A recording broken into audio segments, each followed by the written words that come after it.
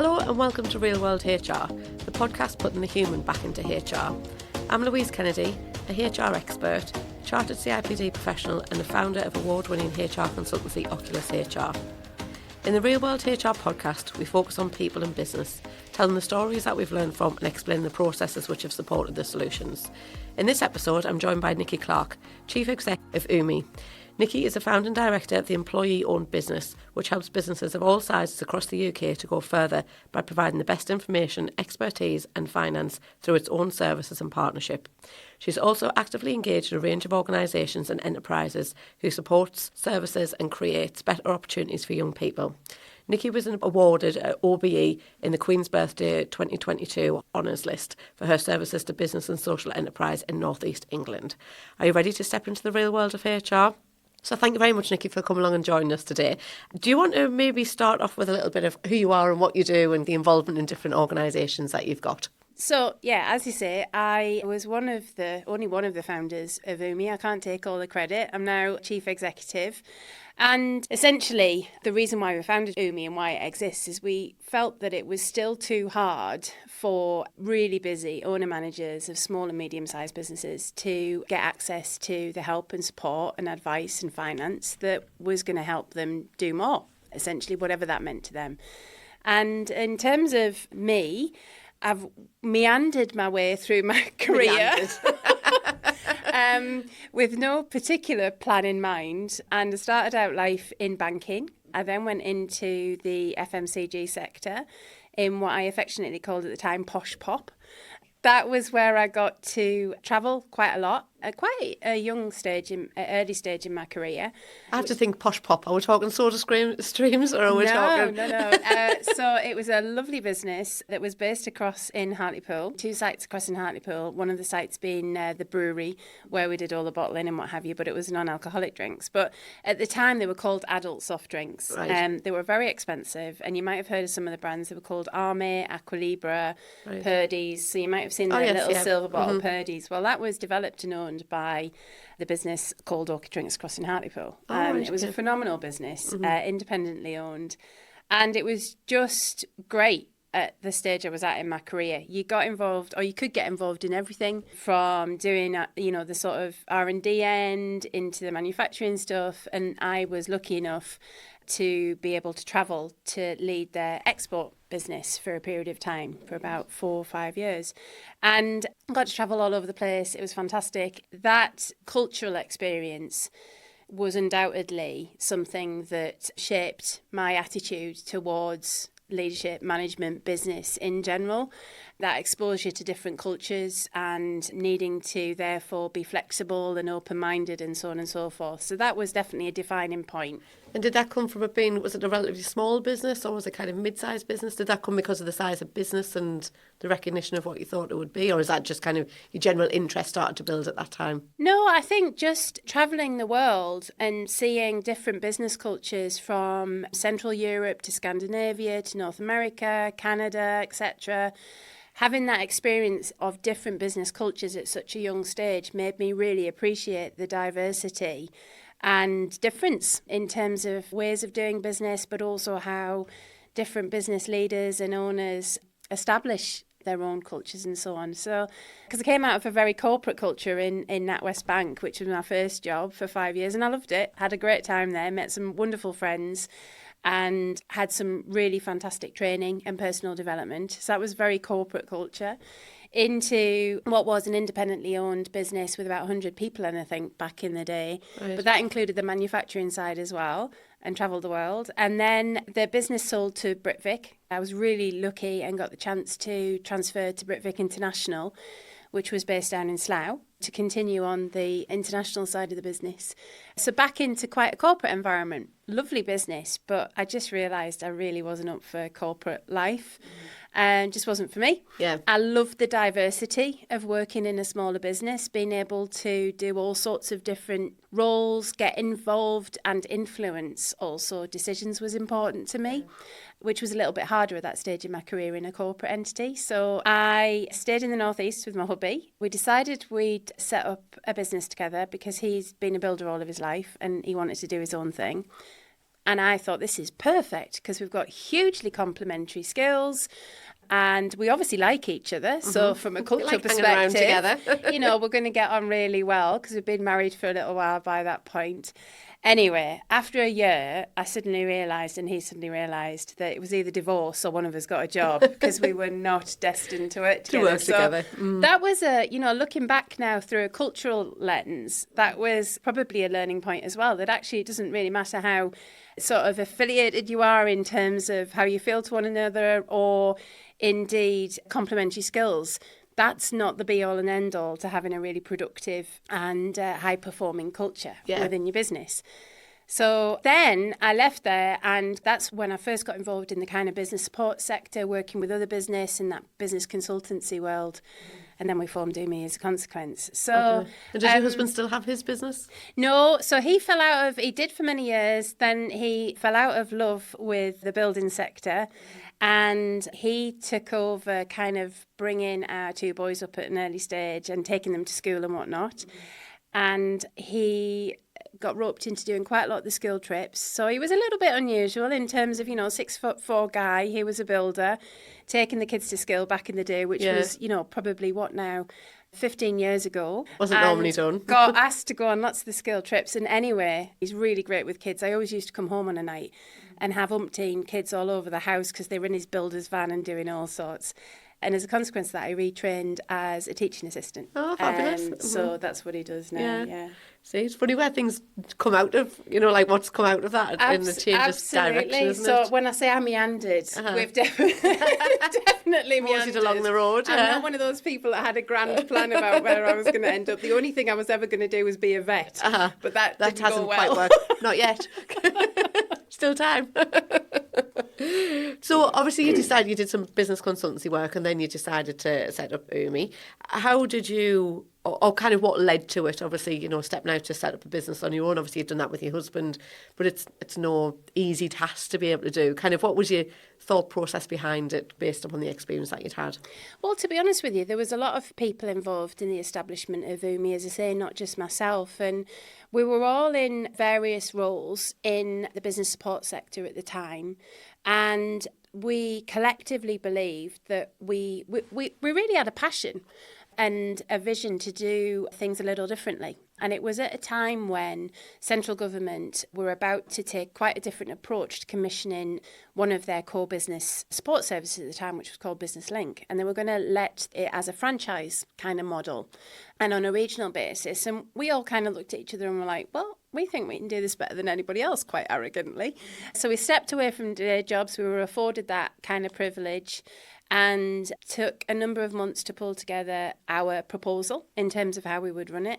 And we won. We was quite surprised at the time because our proposal was quite different to the way that things operated back then. So we established the business from that footing and with a very clear ambition to do things differently, not just for businesses in the northeast of England, but to establish a business support organisation, an advisory organisation that did things differently and really came at it from a customer perspective rather than a funding perspective or a legislative perspective. And that served us well, really. And we motored on from there. But we also set the business up with a view that we wanted to be a different kind of business. So right from the get-go, we looked at different business models in terms of constructs. And back then, the only kind of real businesses of notoriety that were in any way, shape or form different to limited by shares or charities, etc., were the likes of the John Lewis Partnership, EGA in the region and so on. So we did a little bit of research and at the time there wasn't quite the construct that we felt was right for us. So we set the business up being a company limited by guarantee and we transitioned it to limited by shares and employee ownership in 2010. So that's quite a big shift, isn't it? What do you think the driver was between, the people that set it up, that was, that's where they wanted to be, kind of an employee-led business? What was the driver behind that, do you think? I think we were all driven by And it's funny, isn't it? When I look back now, it all seems to make absolute sense. But at the time, it wasn't as clear as this. Yeah. It was more so that from a point of view of individuals, we all shared, and I guess the reason why we all liked each other and got on in some ways, we all shared a real kind of passion for doing things with a purpose, making a difference to other people in some way, shape or form. Mm-hmm. And the fact that we believe that, you genuinely can be even more successful by working together and everybody having a share of that success rather than just individual shareholders. Yeah. So I think, it wasn't done with science at the time, but in hindsight now, that really shared motivation and passion was the thing that cemented the culture from the get-go, and the construct of being employee-owned as a legal entity was part of that. Part of it. And what do you think that, so when did you say 2010 that you did that? Yeah. Yeah, so you're kind of 14 years down the line with that. And have you always 100% thought this was definitely the right thing to do? Or has there been some curves in the road where you thought, eek, they shouldn't have maybe done this? Or what's been kind of the experience of it? Because it is different, isn't it? It's a different way of being able to do things. And you probably know more than me, is there are a lot of there's not many other businesses that have done something very similar to this. So is there kind of the eek moments in the road that you've gone through over the last 14 years? Certainly never a moment where I thought it wasn't the right thing to do. Right. Never a moment where I personally as a director regretted it. And I don't think any of my colleagues did either. I won't speak on their behalf, but I don't think they did. Yeah. From the minute we managed to achieve the final kind of legal transition, culturally and practically we were already there. We were just trying to find the right legal mechanics and governance mechanics to do it. It was one of the proudest moments, to be honest with you, in the business's history. It really just cemented what felt right and has always felt right. Yeah.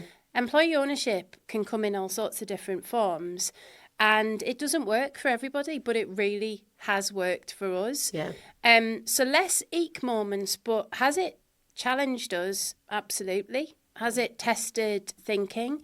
Yes, but in the right way. I mean, personally, as a leader, I've learned a lot, and I think I'm probably a different leader as a consequence of leading an employee ownership business than I would have been without having that opportunity, because it is very different being in front of your shareholders every single day, and we're equal, so nobody owns any more in the business than anybody else. Right. So being in a leadership role, whatever leadership role in UMi you have, and being in front of shareholders every single day, but at the same time also having to lead them to make sure that we're performing at the highest possible standards we can, and challenging people on that is a really bizarre thing to do. Mm-hmm. Because on one hand, you're responsible to them as your shareholders, but on the other hand, you're their line manager. So it's that takes some adjustment and getting used to. And have you had pushback from employees on that? Because it's different thinking about it from that leader stance, as you say, you've got two hats on there, really. Mm-hmm. Have you had the pushback from the employees when they say, actually, you can't do this because I'm that? Or have you had that on occasion? No, we've never had a situation where that has occurred. Yeah. What I would describe is, I think we have a really adult culture where we all challenge each other. Mm-hmm. So it never gets into, right, I'm standing in front of you as shareholder today and I'm not happy with the way that you've done X, Y, and Z. Yeah. Actually, because of the way that we operate on a day-to-day basis and our culture, that challenge is always there, but it's done in a constructive and adult way, and it's continuous. Yeah. So we don't reach those crisis points where that might occur, if that makes sense. Yeah, no, brilliant. And also, in part, and this is where I believe in terms of what forms healthy cultures, everything informs it, because the way in which we govern the business means that there are clear constructs for making significant strategic decisions. And what we don't have is 100 chief executives. Yeah. Do you know what I mean? And that you're still leading the business, isn't it? All that stuff takes effort and thought to establish in the right way. And I think that is one of the things that we've done really well at UMi, is we've put a lot of effort and thought and care into making sure that we do those things well and thoughtfully. Yeah. So when it comes to culture, obviously culture has been the main point that we're talking through here. So when it comes to culture, do you believe it's something that's in essence been created over time? Do you think it's something that you've kind of consciously put in place? Do you have the engagement of all the shareholders that have kind of delivered on what the mission and the values are within the business? How's that happened over the period of time? How's it happened? Probably a bit of all of that. Well, yes. And personally, I love culture and stuff now. That stuff. I never thought I would say this, actually, if I went back sort of 15, 20 years in my career. But actually, that's what I love. I find it really interesting. It brings out the curiosity in me. Yeah. And I think often cultures are initially formed based on the ethics and passions of the founders, and they're almost in some ways accidental in their first instance, unless somebody really purposefully designs what they want the culture of their business to be. But I don't know about you, but I rarely experience that. I haven't experienced in practice, so I can't take credit for doing it differently. But I rarely hear about a founder thinking culture first within the business plan. It kind of seems to emerge from the founder's ethics and motivations and so on and so forth. Yeah. But it also intrigues me when people talk about culture as a static thing, because it's just not. It's it very literally fluid, isn't it? Changes. Not changes necessarily, but needs attention, needs nurturing. So when we talk about culture, I think one of the points that you've just made there was around ends up being what's kind of inbuilt, isn't it, initially in the founder or the founders in your situation. And that can also just as easy turn bad, can't it? So I'm just thinking a couple of situations that we've had that I would have mentioned before. In one of the business that we've got, there was a fight broke out, and the person, it was only a small business, and the person who won the business didn't want to dismiss the person who'd actually done the punching, who was a supervisor, but he wanted to dismiss the other person because he was a bit of a wind-up. And our natural reaction is you need to remove, the people at the business and kind of investigate the situation. But it was a point blank no. And we've talked about quite a lot within the team of actually what impact that's made from a cultural perspective moving forwards, isn't it? So, you can have that situation that's explosive.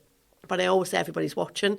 So it doesn't matter who you are within a business, people are watching how people are going to react, what they're going to do, how's the CEO going to react, how's the owner going to react, what impact it actually makes longer term. And I think some people, especially in some of the business that we deal with, smaller businesses, don't necessarily think about that. They just think about the day-to-day, just need to get through. And the long term of that story was that the person wasn't dismissed and they just continued on working. And it just, for us, created a really bad culture, a very good example of a bad culture and the circumstances of how it moves forward as well. Yeah. And then you get the spin on that of some real positive things, some of the business that we deal with and how they can move things forward. And we often do kind of what we class as a culture challenge with some companies to be able to actually challenge them. So what is your culture? And some businesses, bigger businesses, about 150 employees, they just kept saying, we've got fantastic culture. So what is it? Not really sure. Well, just when we turn up to start work, we just had that feeling. That's good, but what's that feeling? How are you going to get the next person to walk through the door? So it's quite interesting, isn't it, when you start challenging upon what the actual culture is, to articulate it to actually, because you want to be able to show that to other people, don't you? You want to be able to talk about it, you want to talk about the positives as well. So I suppose my question would be to you, what is your culture? How would you describe it within your business? Sure. So we call it the art of UMi, is how we decided to bottle the description, if you like, of our culture so that we can describe it to people. Yeah. Because we had exactly that scenario, Louise, when people would visit, they would go, oh, it's amazing, it just feels like X, Y, and Z, or whatever, and they'd all describe it in that way. So we did take a little bit of time involving all stakeholders in the business in terms of ourselves as a team, customers, subcontractors, etc., to really try and tease out in words how people would describe us. Mm-hmm. And anyway, as a consequence of all of that and some quite intensive sessions internally. It can be quite intense when you're challenging upon it, isn't it? Quite intensive sessions internally, but really, really powerful. We came up with the Art of UMi. And the Art of UMi stands for Adventurous, Responsible and Togetherness. Right. So we don't have values as such. The Art of UMi describes, how it should feel within UMi, what our shared beliefs are, what the really core ingredients to UMi's culture is. And what we have that sit behind the Art of UMi are descriptions around, well, what does adventurous mean? When would you see being adventurous in practice, and what would counter that?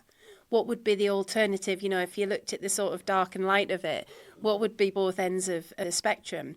So that we could use it really, really practically and start to embed it in things like looking for talent. How would we explain to people the kind of characteristics and ethics and values that we were looking for in others? Because over the years, we've learned that when people come into the business that don't share that inherent belief that we can do more together than we can apart, you know, if they're quite single-minded, and I don't mean they always have to continuously be thinking about other people and, you know, be absolutely team-centric, but if they are very single-minded, that really rubs and runs against that togetherness principle within our culture, where we believe we can do more together than we can apart, whether that's as a team, whether that's as a broader society, whether that's with our, you know, partners and subcontractors. That's really, really important principle to us. So we've started to use it and those descriptors in terms of how would you be demonstrating that you're being adventurous? Well, you don't have to be a crazy entrepreneur all the time. You know, you don't have to be somebody who sits in a meeting always thinking of the big ideas. You could actually be adventurous by challenging those ideas. But what we say is if you are presenting challenge, you should never leave the other person in doubt that you're doing it for the right reasons and that you're doing it for constructive reasons. They shouldn't just feel like they're being criticised. Yeah.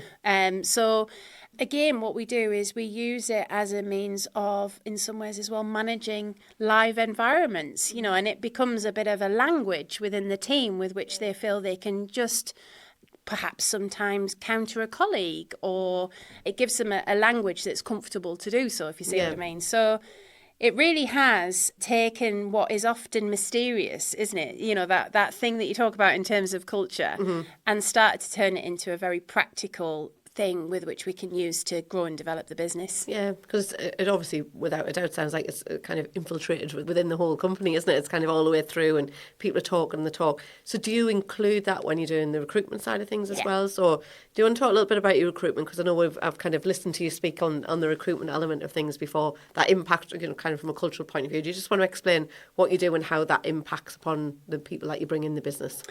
Yeah, so, and what I should say is I'm a big believer that, you know, we try to get things right. We try to do things really, really well. We don't always get it right, you know, and I don't know any business that does. We keep on trying. But what I believe in is that, you know, if you have the right intentions and you're working really hard at doing things well and right and responsibly, then that's what you should be doing and can do. So from a point of view of what we're doing with reference to talent sort of attraction and interest, is we're really trying to describe to people first the business rather than the role. So what we're doing, and you know, back in the day, it was called employer brand. It's probably got an even trendier term now or whatever else. But, you know, we're really trying to establish in people's mind what we stand for as a business. And the whole being a BCorp now and a certified BCorp helps explain that even further. Back in the days, we used things like being listed in the best companies to evidence the fact that what kind of business that we were, what you would expect from us as a business and an employer. So we tend to talk about that first, whether that's in social media or speaking to people directly, and then we talk about the role. Because actually, if they don't like the sound of the business, then there's no point talking about the role. But you know, that sounds, as I sit here now, it sounds so simple. But actually, we only started to do that in recent years.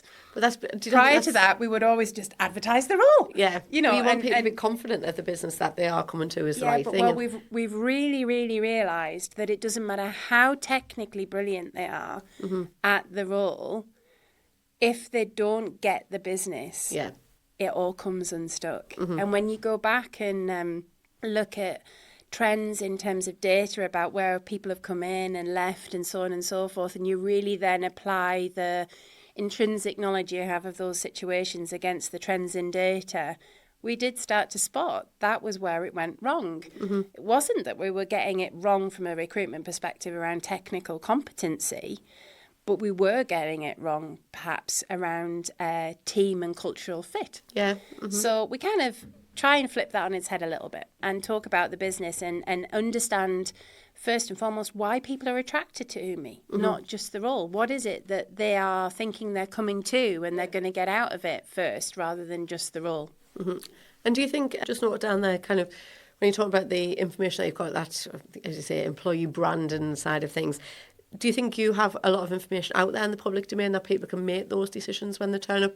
I'm just thinking some businesses kind of are quite instantly, they do their marketing for clients, but they don't do their marketing for kind of, potential next recruits that come through the door. Do you feel like that is also something that you've developed over the time to kind of put that branding out of actually who you are, but not just from a business point of view to bring work in, but also from employee coming in as well? Absolutely. It was one of the reasons for rebranding as UMi some years ago, because we weren't always called UMi. But we, through lots of research, again, with all of our stakeholders, we did a really, really big piece on brand and used getting into our brand to form our next sort of 5-10 year horizon in terms of strategy.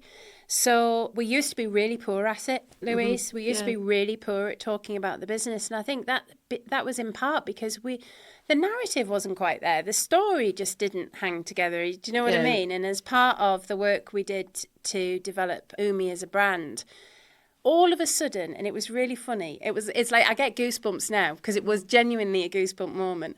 All of a sudden, everything seemed to come together in just a beautiful story. Our whole reason for being and why as a team we love doing what we do and so on and so forth just seemed to come together. So it gave us a story that we could tell to the world, whereas previously we didn't have that. And why do you think that story came together? Was it just because of the kind of forces of nature of everything that's happened and kind of bringing it all together, or did it just kind of slowly develop and you realised the story was always there and you hadn't just dug into it? Well, it was really hard, for one thing. It was possibly one of the hardest exercises we've been through as a business. We did use an external agency to help us through that, who were great. And the story did emerge, and it was from ingredients that were already there.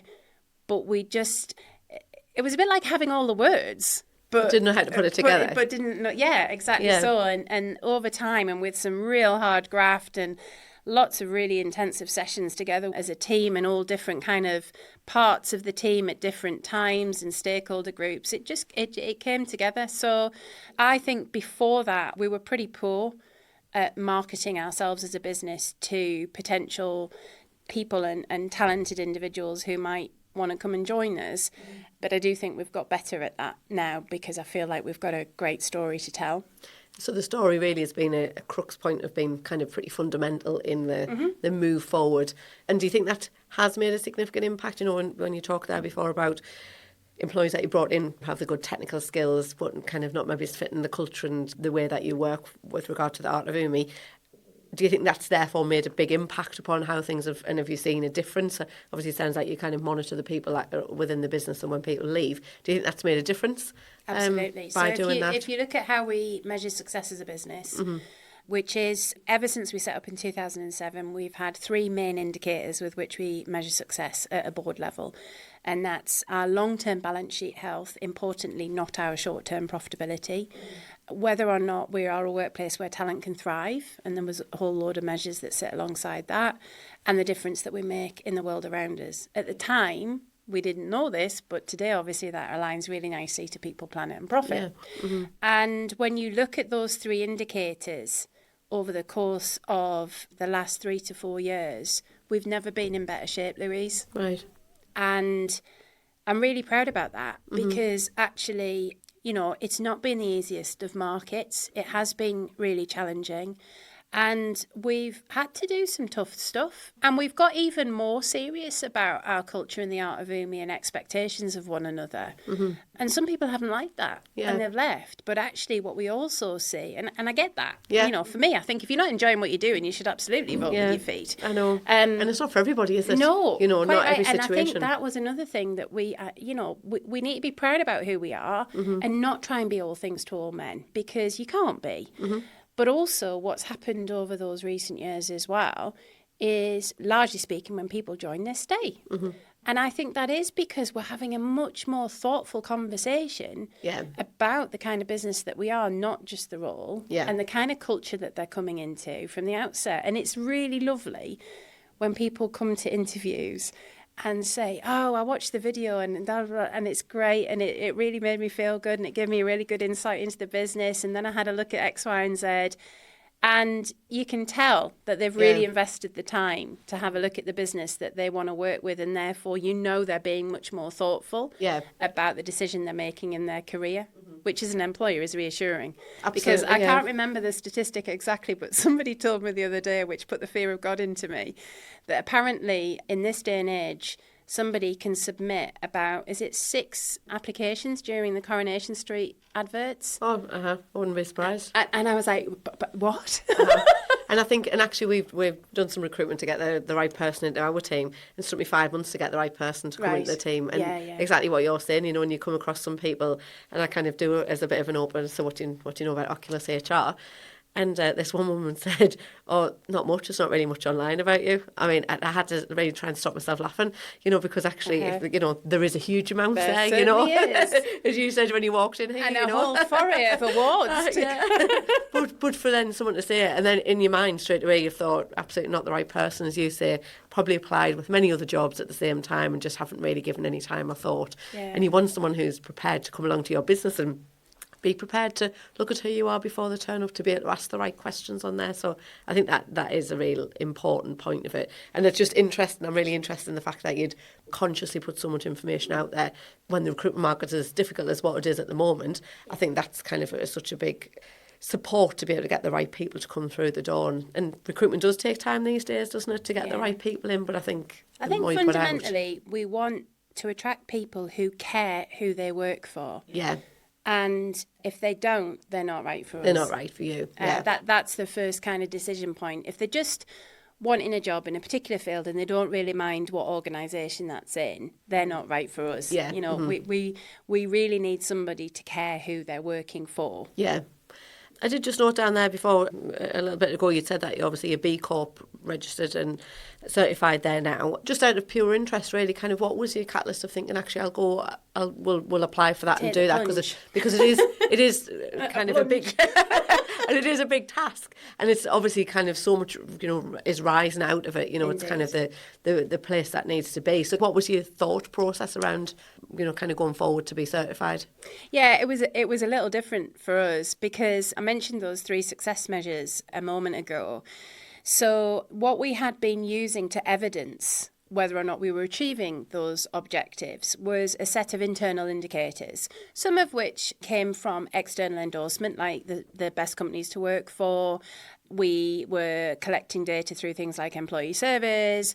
We obviously reported our annual accounts and they were audited, so that gave us fiscal metrics. We had the UMi Community Fund and so on and so forth. So we had measures against those things. Mm-hmm. But most of them, Louise, were internal indicators. And it was us shouting about that rather than somebody else saying, yeah, these guys are doing this stuff. Yeah, doing what they need to. And then, so what happened was about, 3-4 years ago now, we stumbled across a BCorp. Mm-hmm. Just literally stumbled across them. So we started to do a little bit of squirreling and digging around it. And we thought, oh, hang on, this aligns really well with how we measure success. And actually, this might be the framework and external kind of validation that allows us to give that assurance to people externally rather than just saying, well, we think we're great at this because of all these things. Mm-hmm. So that's why we did it. Right. And that would have been really early stages of BCorp, or certainly kind of the... In the UK, yes. Less BCorp from a sort of global perspective in terms of it being in America and was quite buoyant in America at that point. But we were in the earlier cohorts in terms of investigation in the UK. And then we're coming up to our 3rd year next September. Right, so we'll recertify, because it's a 3-year cycle. Right. We'll recertify next, I think around about next September. And do you think that's made an impact on, well, in all aspects of your business, that you've had that kind of recognition from BCorp point of view? I think it makes the discussion easier. Mm-hmm. So instead of us trying to say, actually part of our culture and part of what makes us different is we're really purposefully orientated, and trying to explain that to people. What's great now is if they know you're a B Corp, they get that. Because all of a sudden, everybody knows, or lots of people know what a B Corp is and what it stands for. So it's definitely made the conversations easier to explain, in part, one of the things that makes us different in terms of how we are as a business and how we operate. Yeah. So, yeah. And it all feeds back into the cultural element of what we're talking about, doesn't it? Kind of the Absolutely, the impact 100%. of what it is from there as well.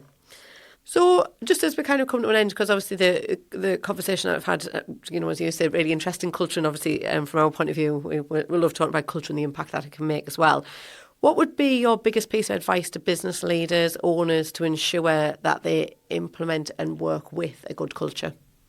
Oh, gosh, right. So I think from an implementation perspective, I guess as early as you can following founding the business, start to think about what culture you want to genuinely foster and invest time in it and effort and involve others in developing that and identifying what it is. And make sure it's something that's inclusive and not unique to one individual or a small cohort of individuals. Because as your business grows, you're going to have more personalities and so on and so forth in there. So it needs to be a culture that can grow with the business and develop with the business. And in that regard as well, the other thing is continuously nurture it. Yeah. Don't think this is like an annual exercise that you have to, gather the team together and do some fun event or whatever else. There is never a minute, there's certainly never a day goes by where I don't think about a decision and how that impacts on the culture of the business. Because I believe, and my biggest tip is, every single thing you do impacts on culture. Yeah. Every financial decision you make, every contract that you decide to onboard, every person that you recruit, how you handle when somebody doesn't deliver something on time, every single decision that you make will in some way, shape or form impact on your culture and the health of your culture. Yeah, and I think that's perfectly said, doesn't it? All of those things do come back and they all impact on the culture. And as I said, people are watching how people react and respond to different situations and circumstances as well. So where can our listeners find out more about you and what you do?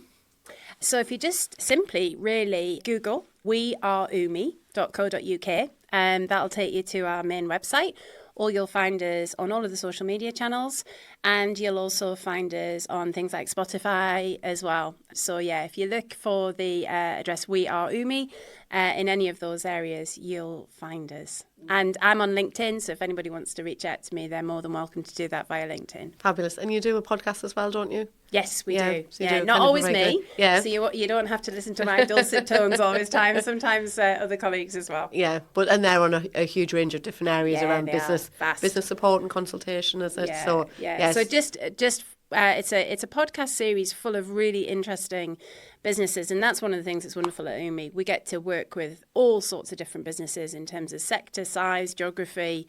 So we're really lucky in that regard. Yeah, fabulous. So thank you very much for listening to the Real World HR podcast, and a big thank you today for Nicki for joining us. You can find more information about what we discussed in this episode in the show notes. Subscribe to the podcast so you don't miss out on future episodes, and please leave us a rating and a review. Real World HR, putting the human back into HR. HR is so instrumental in shaping, reinforcing and changing an organisation's culture. Take our HR health check quiz to assess the efficiency of your HR operations and uncover areas for improvement.